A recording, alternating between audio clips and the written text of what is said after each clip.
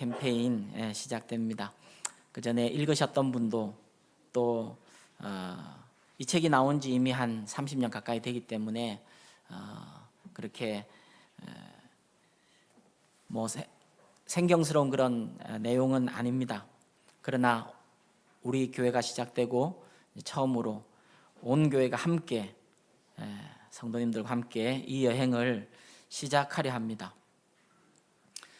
아무쪼록 결단하셔서 오늘 처음 방문하신 우리 성도님들도 여기 좀 계신데 오늘 말씀을 듣고 그리고 하나님 주신 감동이 있으셔서 한 40일을 함께 달려나갔으면 더 좋겠다 이런 생각이 듭니다.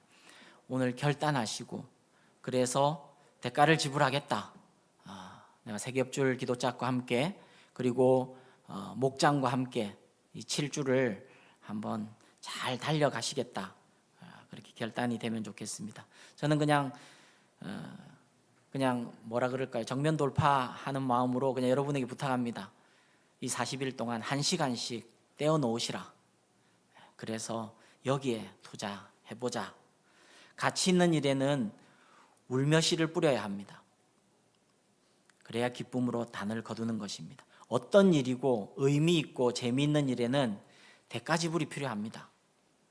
제가 칼럼에도 썼듯이 재미있는 일에는 힘이 드는 법입니다. 그 초기 우리 한국교회 선교사로 오신 선교사님들이 5, 6월이었는지 그 땡볕이 더운데도 선교사님들끼리 반바지를 입고 테니스를 막 치고 있었답니다. 땀을 뻘뻘 흘리시면서 막 여기저기 뛰어다니면서 숨을 헐떡거리시면서 막 그렇게 하고 있었대요. 지나가는 양반 몇 명이 선교사님들을 한심하게 좀 쳐다보면서 허허 그 아랫사람들 시키지 않고는 이렇게 얘기했다는 겁니다. 그 모르는 거죠. 그 재미있는 일에 땀 흘려가며 숨 헐떡여가며 하는 일이 있다는 겁니다. 그걸 그렇게 해야 되는 것이고 근데 이제 모를 수도 있는데 이 40일을 그렇게 좀 달려가십시다 하는 권면입니다. 이번 첫 주 7일 동안은 이 인생에서 아주 중요한 두 가지 질문을 집중적으로 다루고 있습니다. 그 첫 번째는 나는 왜 이 세상에 왔고 어디서 왔고 어디로 가며 나는 왜 이 땅에 존재하는가? 나의 존재의 목적에 대한 질문이고 또 하나는 나는 과연 이 세상에 어떤 가치를 가지고 있는가? 나는 중요한 사람인가?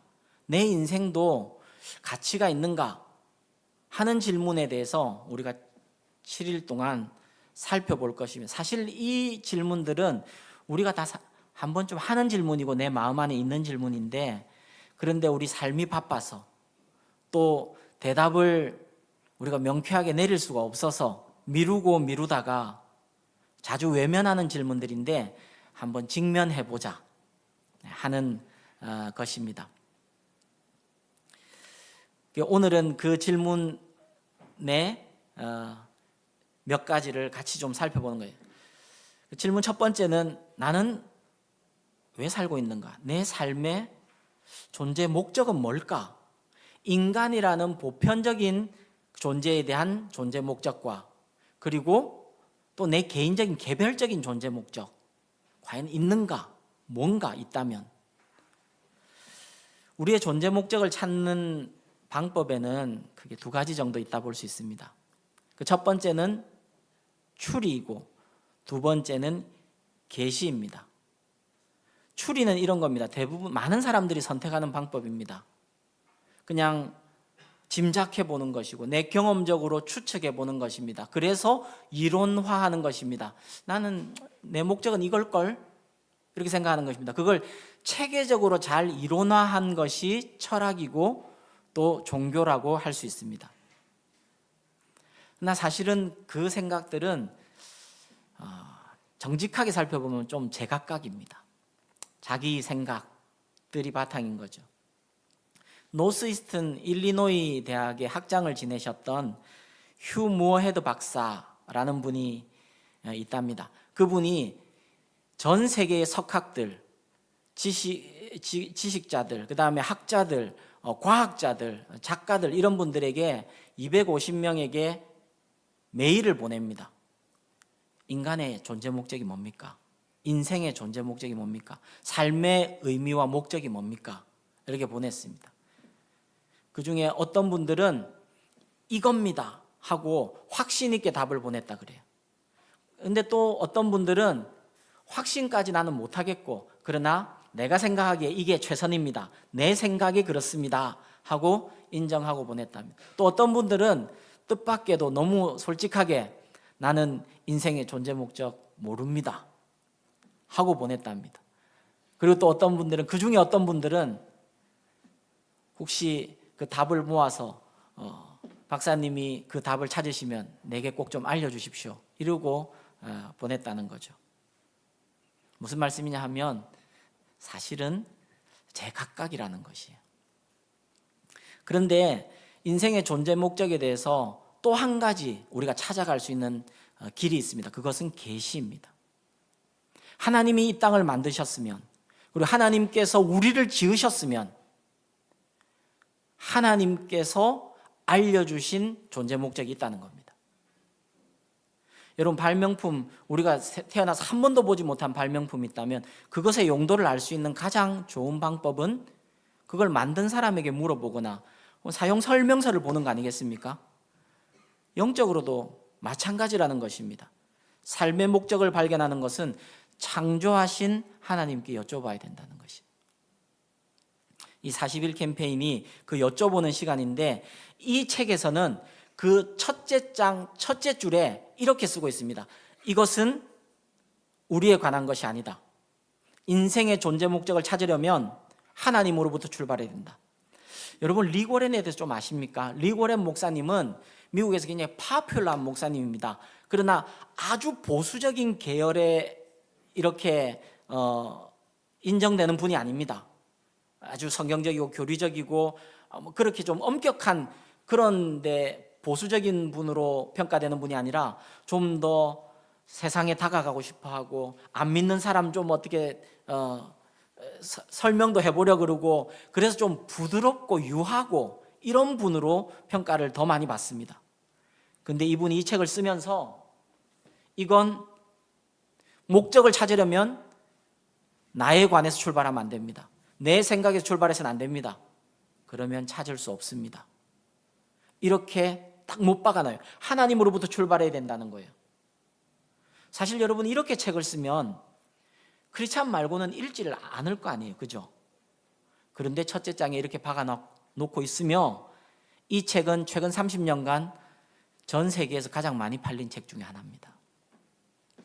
무슨 뜻이냐 하면, 하나님께 돌아가지 않으면 우리가 창조 목적을 발견할 수 없다는 것이 이 저자가 얘기하는 것이고, 또 우리가 믿는 바이죠. 그럼 하나님께서 우리를 만드신 목적이 있다 그러고, 하나님께서 그걸 잘 설명해 놓으신 책이 성경책인데, 그 목적을 발견하고 그 목적에 맞게 살려면 우리가 이런 질문이 필요한 거예요. 내가 왜 살고 있는 거지? 내 남은 생애의 나의 목적은 뭐지? 근데 하나님께서 대답하신 대답은 이거라는 겁니다. 하나님은 사랑하셔서 저와 여러분을 만드셨고 사랑하시려고 만드셨다는 것입니다. 오늘 성경이 그것을 얘기하고 있습니다. 에베소서 1장 4절이 그것입니다. 곧 창세전에 그리스도 안에서 우리를 택하셨습니다. 근데 우리로 사랑 안에서 그 앞에 거룩하고 흠이 없게 하시려고 택하셨다는 것입니다. 뭐 하려고요? 사랑하려고요. 6절에도 보면 그가 사랑하시는 자 안에서 우리에게 이 은혜의 영광을 주셨다는 것입니다. 뭐 하려고요? 사랑하시려고요. 사랑 안에서. 여러분, 40일 캠페인 동안 다른 거는 못 얻는다 하더라도 이건 꼭 마음에 새기시고 믿어지시고 확신이 되어지시기를 축복합니다. 하나님이 당신을 지으셨고 목적 있게 지으셨고, 그리고 하나님은 당신을 사랑하기 위해 지으셨습니다. 여러분, 그 사랑 안에 거하고 있습니다. 하나님은 여러분을 사랑하시려고 지으셨습니다. 하나님께 당신은 사랑받기 위해 태어난 사람입니다. 하나님은 사랑이십니다. 하나님은 사실은 외롭지 않으십니다. 또 누구의 도움이 필요한 것도 아닙니다. 그런데 왜 우리를 지으셨습니까? 사랑 자체이시기 때문에 사랑이 흘러가고 흘러오시는 하나님의 본성을 따라 사랑하시려고 우리를 지으셨다. 나를 지으셨다. 여러분, 이 얘기를 여러 번 들으셨겠지만 들어서 아는 것과 믿어지고 확신 가운데 거하는 건 큰 차이가 있습니다. 이 40일을 지날 때에 나도 그 사랑 안에 있구나 하는 믿음이 더욱 굳건해지고 그 믿음으로 여러분 이 세상을 이겨내는 우리 성도님들 되시기를 축복합니다. 그러면 내 인생은 과연 가치가 있는가? 그건 당연히 이어지는 대답입니다. 여러분, 하나님이 사랑하시려고 지으셨습니다. 사랑하고 계십니다. 그러면 내 인생은 소중한 것이에요. 하나님 앞에 소중하지 않은 사람이 한 사람도 없습니다. 우리는 좀 가난할 수 있습니다. 우리는 많이 못 배웠을 수도 있어요. 우리 몸이 약할 수도 있습니다. 우린 세상에서 그냥 보잘것없는 사람일 수도 있어요. 그러나 우리는 소중한 것입니다. 누구 안에서요? 하나님 안에서. 반대로 우리가 굉장히 부유할 수도 있습니다. 우리 세상에서 잘 나갈 수도 있어요. 많이 배웠을 수도 있습니다. 그러나 교만하지 않습니다. 왜요? 우리가 하나님 사랑 안에 있는 그것이 확인이 안 되면 아무 소용이 없기 때문에 그렇습니다. 저자는 이렇게 얘기합니다. 하나님께서 우리를 너무나도 소중히 만드셨기 때문에 영원히 존재하도록 만드셨습니다 하는 걸 강조하고 있어요. 그러니까 이 첫 7날 중에 그냥 대놓고 일단 읽기 싫은 사람 읽지 마라 할 정도로 4일차와 6일차의 천국에 대한 얘기합니다. 천국이 있다는 것입니다. 영원히 존재하도록 너무너무 소중해서 우리가 그렇게 만드셨다는 것입니다. 그리고 이 땅에서도 영원에서도 하나님은 우리를 향한 목적을 갖고 계신다. 너무 소중하니까요. 목적이 있는 거예요. 여러분이 여기 우연히 던져진 게 아닙니다. 저자는 자주 말합니다. 부적절한 부모는 있을 수 있어도 부적절한 자녀는 없습니다. 부모의 계획에 당신이 없었을 수는 있지만 하나님 계획에 없었을 수는 없습니다. 여러분이 여기에 있는 이유는 이유가 있습니다. 우리의 남은 생애가 아직 마치지 않고 이 땅에 아직 남아있는 이유도 있는 것입니다. 항상 즐거운 일만 있는 것은 아니지만 그러나 우리의 시간이 하나님 앞에 의미가 있는 것이고 75억 인구 중에 지금 당신 한 사람이 없었더라면 하나님의 그 소원의 퍼즐 채워지지 않는 퍼즐이 있었기 때문에 저와 여러분을 하나님이 이 땅에 두신 것입니다. 여러분, 내게 하나님의 소원이 있다는 것을 만나게 되는 40일이 되기를 축복합니다. 그런데 여러분, 삶의 실존으로 돌아오면 우리에게 다 여러분이 믿든 안 믿든 깨닫든 깨닫지 못하든 여러분을 향한 하나님의 목적이 있습니다. 존재 목적이 있어요. 근데 우리가 볼 수도 있고 못 볼 수도 있어요. 근데 실존적으로는 못 보고 살 가능성이 훨씬 많습니다. 왜냐하면 우리가 살다 보면 하나님의 목적, 인생의 목적을 발견하는데 방해가 되는 요소들이 우리의 인생 가운데 너무너무 많이 다가오기 때문에 그렇습니다. 저자는 5가지로 요약하고 있어요. 3일차 내용인데 한국 번역은 삶의 원동력이라 되어 있지만 영어로는 What drives your life 이렇게 되어 있어요. 뭐가 당신의 삶을 이끌고 있냐 이런 뜻입니다. 사람은 뭔가에 이끌려 살아가게 되어 있다는 뜻입니다. 그리고 이 책의 제목도 여러분 영어로는 The Purpose Driven Life 이렇게 되어 있어요. driven이 뭡니까? 이끌려가는 겁니다. 목적에 이끌려가는 삶, 그게 가치 있다는 뜻인데 사람은 그 목적이 아닌 다른 것들에 이끌려가기 쉽다는 것이에요. 5가지를 얘기하는데 첫 번째는 많은 사람들이 죄의식에 이끌려 산다는 겁니다. 죄의식이 이끄는 대로 시간을 허비하고 삶을 허비하는 경우가 많다는 거예요. 어떤 과거의 죄, 그리고 거기에 대한 이 무거움, 죄의식 때문에 어떤 사람은 그 죄책감에 짓눌려서 자신의 현재의 시간들을 학대하면서 허비하거나, 나는 이게 마땅해, 이렇게 사는 게 마땅해, 난 자격이 없어, 그러며 살거나, 혹은 이전에 범한 잘못을 보충하려는 노력으로 허비해 버린다.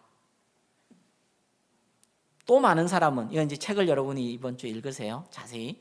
또 많은 사람은 원한과 분노의 쓴뿌리를 이끌려 산다는 거예요. 많은 사람들은 상처가 있습니다. 근데 그 상처가 뿌리를 내리면 원한과 분노의 쓴뿌리가 있어요. 그래서 그 아픔에 영향을 받고 그 아픔을 피하려고 그러고 시간을 허비하며 살아간다는 거예요. 많은 사람들은 상처를 입은 곳에서부터 벗어나지 못해요. 용서를 통해 고통에서 벗어나는 대신에 머릿속에 그 고통의 순간을 계속 되뇌이면서 되풀이하면서 묵상하면서 살아가는 누를 범한다는 거예요. 세 번째는 많은 사람은 두려움에 이끌려 살아갑니다. 어떤 두려움? 우리 안에 이렇게 자리 잡고 있는 두려움. 그 두려움에 이끌려 살아간다는 뜻은 이런 겁니다. 그 두려움을 피하려고 살아갑니다. 그 두려움 때문에 어떤 일을 합니다. 그 두려움을 회피합니다. 혹은 그 두려움에 과도하게 반응하는 것입니다. 그러면서 삶을 허비하는 거예요. 네 번째, 어떤 사람은 물질에 이끌려 살아갑니다. 많은 사람이 그렇죠. 물질을 더 많이 소유하려는 욕구를 가지고 살아갑니다.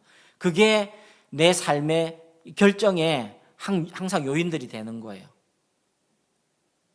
책에서는 이렇게 얘기합니다. 물질을 더 많이 소유하려고 살아가는 사람들이 가지는 3가지 오해가 있어요. 보편적으로 우리가 가지고 있는 거예요. 첫 번째는 많이 가질수록 내가 더 괜찮은 사람이 된다, 더 중요한 사람이 된다, 이런 오해를 가진다는 거예요.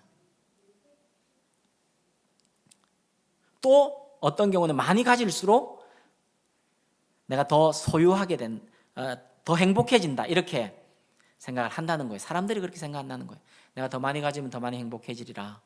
또 더 많이 가지면 내가 더 중요한 사람이 되지. 세 번째는 내가 더 많이 가지면 더 안전해지리라. 이렇게 생각한다는 거예요. 여러분 어떠세요? 그 3가지가 다 사실이 아닙니다. 이렇게 설명합니다. 더 많이 가질수록 행복해지는 것, 전혀 그렇지 않은 건 아니지만 그 소유로 인한 행복은 일시적이라는 겁니다. 그렇죠, 여러분? 예전에 이런 말들이 있었습니다. 정확하게 제가 지금 기억은 못 하겠는데, 좋은 가방을 사면 3일이 행복하고, 차를 바꾸면 일주일이 행복하고, 집을 바꾸면 한 달이 행복하다.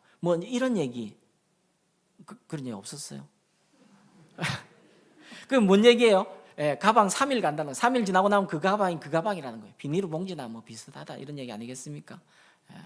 동의를 우리 여성분들은 안 하시는데, 어쨌든. 그리고 차도 한 일주일 타보면 그것은 그거다는 거예요. 그것은 그거라는 거는 이제 사투리입니다.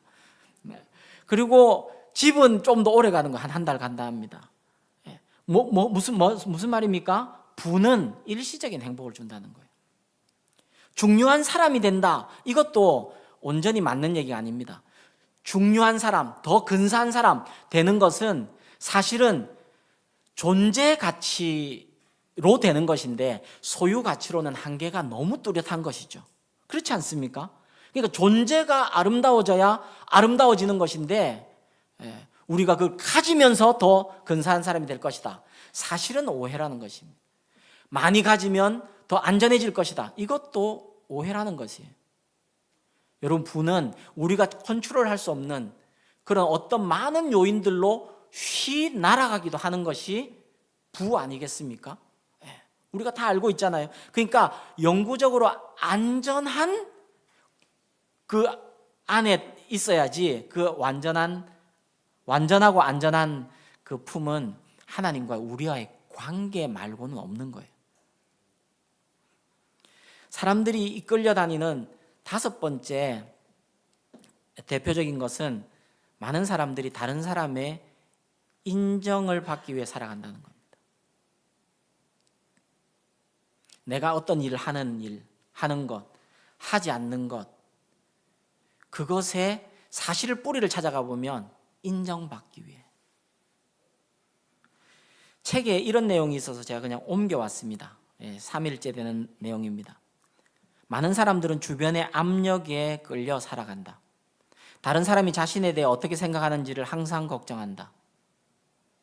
불행하게도 군중을 따라가는 사람은 군중 속을 헤매며 길을 잃게 된다.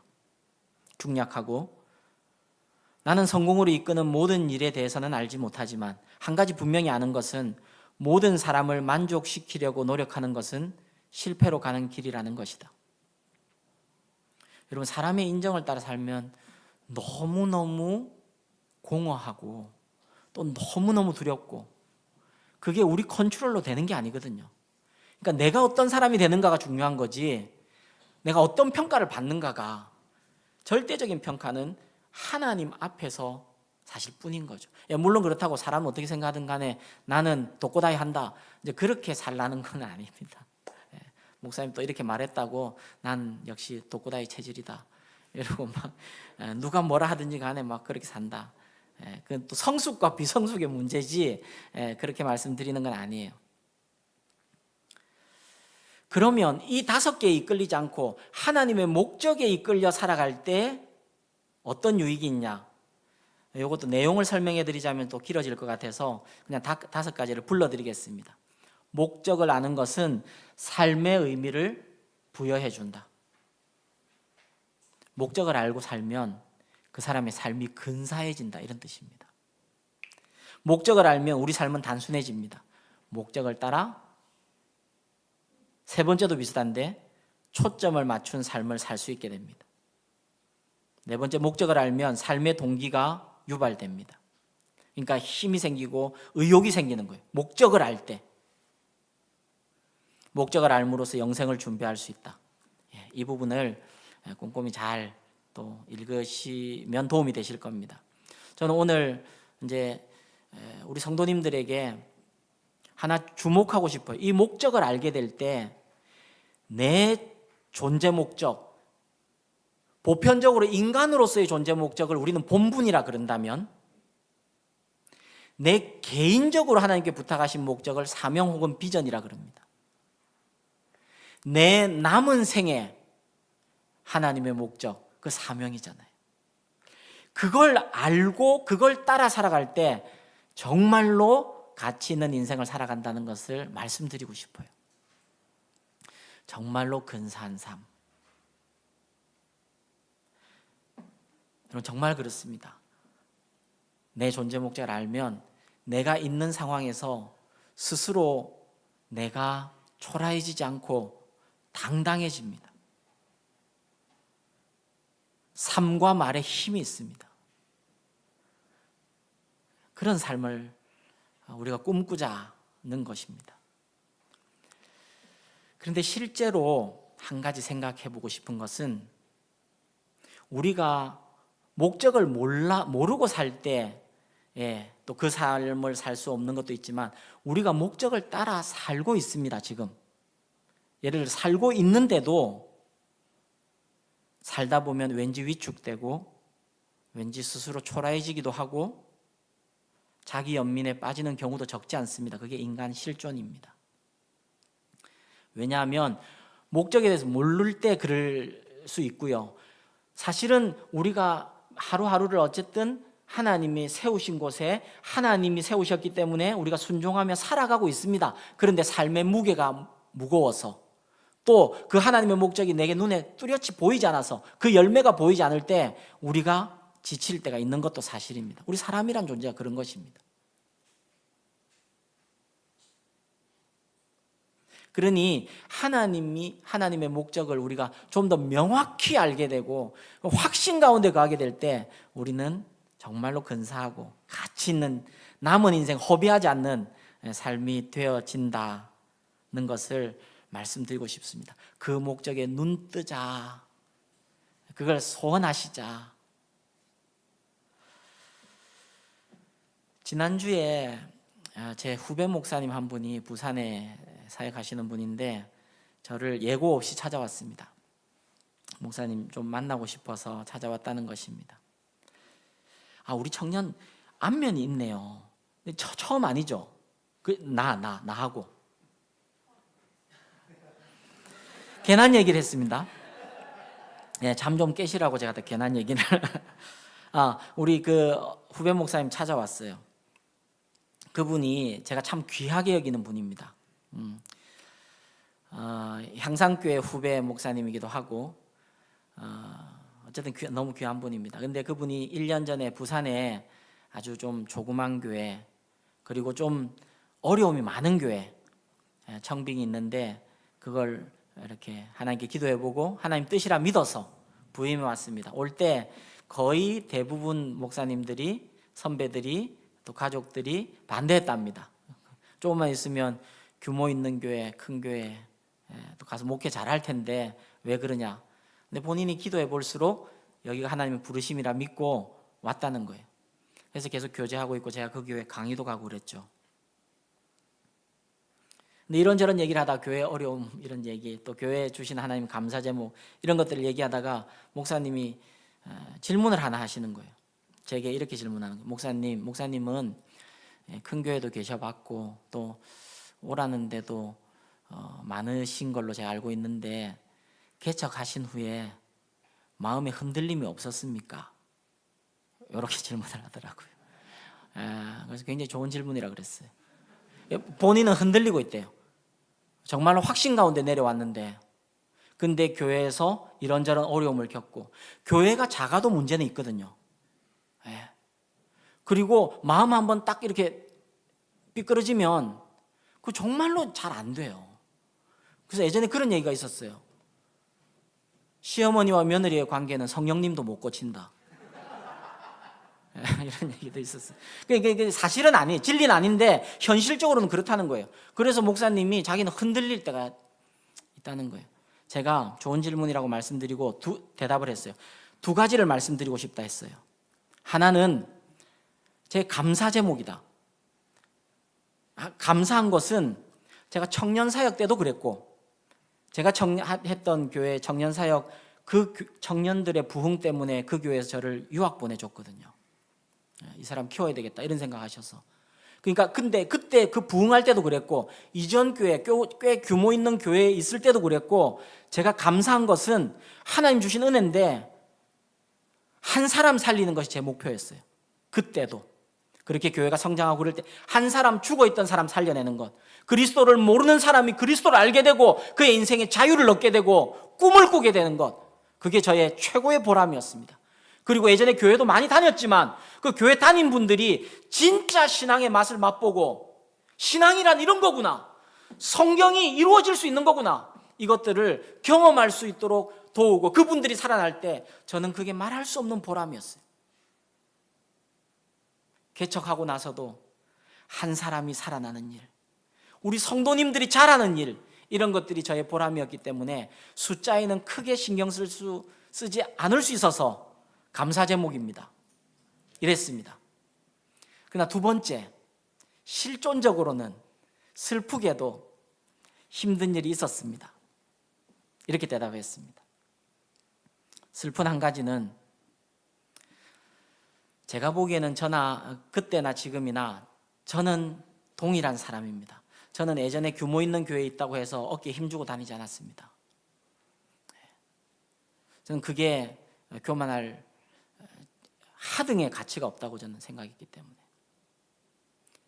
물론 개척하고 나서 이럴 때도 저는 고개 숙이지 않고 다닙니다. 그런데 외부에서는 저를 대하는 태도가 확 달라진 건 사실입니다. 예전에는 제가 가면 악수도 한 손으로 한 사람 거의 없었고 예, 근데 요즘은 두 손으로 하시는 분이 별로 없는 그리고 더 슬프게도 소수였지만, 아주 소수였지만 우리 교인들 중에도 저를 대하는 태도가 달라진 분들도 계셨습니다. 그럴 때 제가 좀 힘이 들었던 것 같아요. 근데 그때마다, 그렇게 힘들 때마다 좀 나를 더 힘들게 했던 거는 한 사람의 열매가 교회에 없는 것 같이 느껴지는 거예요. 그때는. 그리고 한 사람의 살아남, 한 사람의 자라남, 이런 게 없는 것 같아요. 그러니까 이 일들이 반복될 때 내가 나도 모르게 위축되고 초라하고 자기 연민에 내가 이렇게 좀 그럴 때도 정직하게 있었던 것 같습니다. 이렇게 대답했어요. 그래서 전 개척하고 한 초반에는 꽤 한 1, 2년 동안은 목회자 모임에 안 갔습니다. 그런 연약함이 제게 있습니다.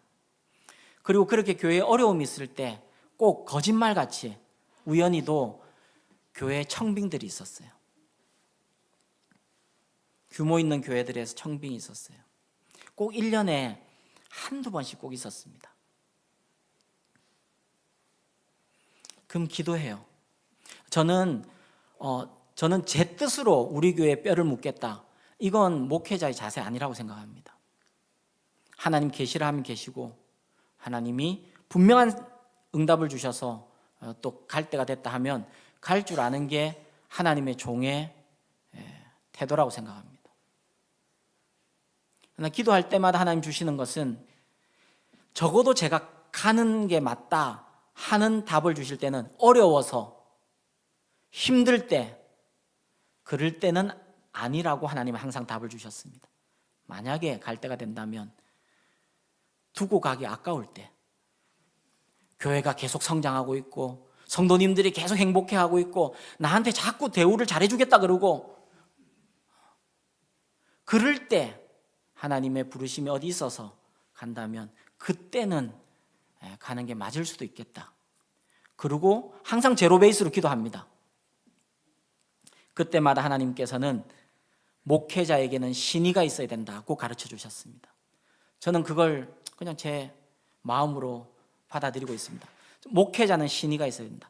혹 교인들은 제게 신의를 다 하지 않는 분들이 혹 있다 하더라도 나는 교인들에게 신의를 다하는 것이, 그게 하나님이 부르신 목회자다. 저는 그 하나님의 답을 받고, 그럴 때 하나님께서 제 마음에 세미하지만 아주 분명한 음성을 생각나게 하신 하나님의 대답이 있습니다. 이런 겁니다. 그걸 얘기해 드렸어요, 후배 목사님한테. 내가 서 있으라 한 곳에 서 있는 것이 영예다. 영광스러운 것이다. 그곳이 혹 초라해 보일지라도, 초라해 보일수록 사실은 더 큰 영예다. 나는 네가 고개 숙이지 않기를 바란다. 이렇게 문장을 준 건 아닙니다. 이제 그런 내용입니다. 그리고 이 단어는 주셨습니다. 자랑스러워해라. 이게 하나님 제게 주신 응답입니다. 여러분, 하나님 서 있으라 한 곳에 인내하며 충성하는 것도 참 귀한 일입니다. 그러나 자랑스러워하며 충성하는 것은 훨씬 더 귀한 일입니다. 인내하면서 충성하다 보면 한숨 쉴 때 많습니다. 근데 김동훈 목사님이 전에 그런 말 해주셨던 거 여러분 몇 번 들으셨죠? 목사님 아시는 어느 목사님이 어릴 때 아버님이 그러셨대요. 부모 앞에서 한숨 쉬는 거 아니다. 부모 앞에서 한숨 쉬는 건 불효다. 근데 우리가 하나님 앞에 한숨 쉴 때가 너무 많은 거예요. 인내하며 충성하다 보면. 그러나 자랑스럽게 충성하다 보면 여러분 그게 더 하나님의 기쁨이 될 줄로 믿습니다. 지난주 날기새에도 목사님이 마치 내가 들으라고 해주신 말씀 같아서 설교 준비 한참 하고 있을 때 이런 말씀하셨어요. 믿음의 용기에 대해서요. 여러분, 하나님께 믿음의 용기로 순종하는 것은 그 결과가 사실은 세상에서 어떻게 보인다 하더라도 믿음으로 순종하면 그건 하나님 앞에 성공 아니냐. 다윗이 믿음으로 순종해서 골리앗을 이긴 것도 성공이지만 세례 요한이 믿음으로 순종해서 옳은 말 하다가 목 잘려 숭배한 것도 그게 실패냐? 중요한 것은 믿음으로 순종하는 거죠. 전 다짐했습니다. 기도할 때마다 결정합니다. 자랑스러워하기로 했습니다. 고맘때 이번 주에 하나님의 특별한 그냥 정말 하나님의 마음이 있다고 생각하는데, 포항에 있는 제가 어느 교회 그때 집회를 해드리고 왔잖아요. 포항에 있는 교회 성도님 중에 한 분이 저한테 집사님이 긴 문자를 보냈어요. 선교사님하고 이런 문자를 나누고 있었는데 선교사님이 글을 보고 목사님 생각나서 문자했다고. 목사님 뭐 혹시 필요한 거 없으세요? 이러고 문자를 했어요. 그 내용 안에 박영선 목사님의 신앙의 여정이라는 글이 있었어요. 자막으로 좀 한번 띄워주시죠. 박영선 목사님이 이렇게 얘기하십니다. 우리는 우리가 해야 할 일, 아무도 알아주지 않아도 묵묵히 감당하는 분투를 참된 길로 여기지 못하며 자랑할 줄 모릅니다. 우리가 그렇다는 거예요. 무슨 뜻이에요? 아무도 알아주지 않아도 묵묵히 감당하는 분투가 사실은 자랑스러운 일이라는 뜻이겠죠. 우리는 어디에 서 있는지 확인하는 것으로 감사하고 만족할 줄 알아야 합니다. 또 자유와 책임으로, 그러니까 내 자유로, 나의 결정으로 내가 하나님 앞에 신실하고 싶어서 하나님의 통치에 참여하는 참다운 명예에 감사할 줄 알아야 합니다. 그것이 성도에게 주어진 진정한 위대함입니다. 이 문자가 온 거예요. 일주일 내내 이 설교 준비하면서 우리 성도님들이 생각났습니다. 개척교회 처음 시작하고 아무래도 개척교회에서 고생하시고 가끔 초라해질 때 있고 과연 열매가 있을까 싶을 때 있고 다른 교회의 그 많이 누리는 혜택들이 막 부러워질 때 있는 그런 시간을 지낸 우리 성도님들, 처음부터 이렇게 여기까지 오신 성도님들, 또 그리고 하나님의 때에 이렇게 합류하게 된 우리 성도님들, 개척교회 섬김이 하나님의 뜻을 따라 택한 섬김이라면 하나님 말씀하십니다. 자랑스러워해라. 그게 효도다. 우리 주일학교 선생님들 자랑스러워하십시오. 예배 봉사 섬김이들 자랑스러워하십시오. 중보기도자들, 식당 봉사, 청소, 여러분 기도하셔서 하나님 나로 영적인 눈을 뜨게 하셔서 자랑스럽게 하옵소서. 내 사랑하고 존경하는 캠퍼스 사역에 청춘 다 바친 우리 전도사님 자랑스러워하십시오. 하나님의 뜻이 최우선이어서 그 하나님 기뻐하심을 따라 우리 교회를 지금 무임으로 섬기고 계시는 우리 전도사님, 여러분이 섬기는 그 섬김이 하나님의 뜻을 따라 선택한 섬김의 자리라면 자랑스러워하십시오. 개척교회를 섬긴 것이 하나님께 면류관이 되는 때를 하나님 분명히 주실 것입니다. 가족 중에 홀로 맨몸으로 서서 비바람 다 맞아가며 그 쓰러져가는 진리의 깃발, 신앙의 깃발 그거 하나 들고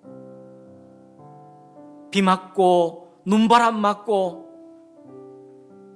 그 지쳐있는 내 사랑하는 성도들이여, 여러분의 싸움을 하나님이 응원하시고 내가 응원합니다. 물론 우리가 완전한 것도 아니고 부족함이 없었던 것도 아니어서 이 상황일 수 있지만, 그러나 하나님 말씀하십니다. 당신이 열등해서 지금 이 상황에 놓여 있는 게 아닙니다. 오히려 당신이 서 있어야 당신의 가정을 건질 수 있기 때문에 하나님께서 당신을 거기에 심어 택해 두셨습니다. 자랑스러워 하십시다. 하나님 여전히 기대를 가지고 계시고, 혼자인 것 같고 열매도 없는 것 같고, 그러나 하나님의 뜻을 붙들고 있다면 하나님의 음성을 들으십시오. 자랑스러워 하십시오. 하나님의 목적을 이처럼 발견하게 되면 여러분, 우리는 근사한 삶을 살게 될 것이고 누구보다 영광스러운 삶을 살게 될 것이고 하늘 상급이 약속된 인생을 살게 될 줄로 믿습니다. 나의 목적 발견해서 목적 40일 캠페인 기쁨으로 달려가고 하나님 준비하신 은혜를 내 것으로 만드는 우리 성도님들 다 되시기를 주님의 이름으로 축원합니다. 우리 이 찬양 같이 하십시다. 나는 주를 섬기는 것에 후회가 없습니다라는 찬양인데요, 제가 가사를 먼저 한번 읽어드릴게요. 여러분, 기도하는 마음으로 간절하게, 간절한 것은 목소리가 커도 간절할 수 있지만 내 이 아랫배에서부터 올라오는 간절한 소원은 어떨 때는 신음처럼 나올 때도 있습니다. 나의 평생에 가장 복된 일은 내가 예수님을 만난 것입니다. 나의 평생에 내가 가장 잘한 일은 내가 예수님을 주로 섬긴 것입니다. 이 세상 살아가는 동안 내가 걷는 길이 때론 험하기도 하고 넘어질 때도 있지만 주의 강한 손이 나를 항상 붙드심을 믿습니다. 그러므로 나는 예수만 주로 섬기며 살 것입니다. 난 후회가 없습니다. 나를 부르신 주님 앞에 기쁨과 감사로 나가겠습니다. 주님, 주님의 그 소원, 목적을 내 영혼에 주셔서 인내로 갈 뿐 아니라 자랑스러워하며